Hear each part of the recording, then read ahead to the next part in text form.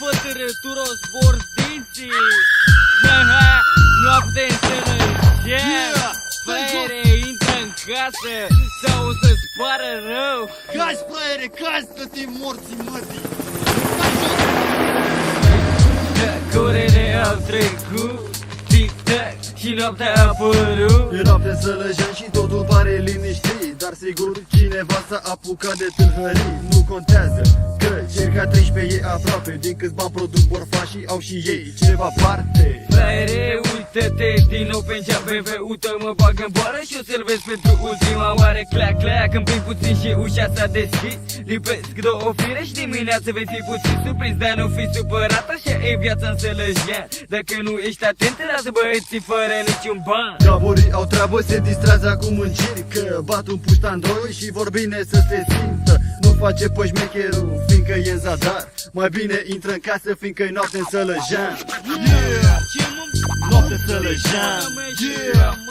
Ieșim să facem bani. Noapte în Sălăjean. Încă o noapte plicată, ierul ăsta plin de golan. Noapte în Sălăjean. Ieșim să facem bani. Noapte în Sălăjean. Încă o noapte plicată, ierul ăsta plin de golan. Când ai venit în Sălăjean, paradisul nostru arbor face fără de milă, care nu dau un ban pe viața ta, pe toate oasele tale. Pentru noi nu ești decât un alt fraier care moare. E noapte în cartier, vagabonții au ieșit. Lăsăm gluma deoparte, e timpul pentru ciostit. Ai noroc dacă vei scăpa cu viață, când e noapte în Sălăjean, nici poliția nu face față. Târfele, pește, borfași încep să iasă. Fraiere, ar fi bine să o tai repede în casă. Dacă nu, flic sângele-ți față nici din cap. Nu mai comenta, oricum am să te fac. Noi suntem băieții rei de care mătați a spus să te ferești. Băga mea-și pula măta, cu noi nu te întregi. Suntem ilegal, nu știm de cod penal. Sinic și Giovanni, borfași din Sălăjean. Noapte în Sălăjean. Ieșim să facem bani. Noapte în Sălăjean. Încă o noapte brigată, ierul ăsta plin de golan. Noapte în Sălăjean. Ieșim să facem bani. Noapte în Sălăjean. Încă o noapte brigată, ierul ăsta plin de golan. Pleci încurcate, gabor care ceri șpagă mare, sifonar perverși care te bagă în închisoare. Asta e doar o idee din ce înseamnă București, ce înseamnă Sălăjean, ce înseamnă goana după bani. Urăsc să aud că un tovarăș e încăcat, gaborii îl urmăresc, fiindcă un fraier la turna și trebuie să îi spun că totul va fi bine, dar e o minciună, gaborii vor da de urmă. Viața în cartier a rămas la fel și eu rămân băiat de cartier. Încerc să fac dintr-o mie 10.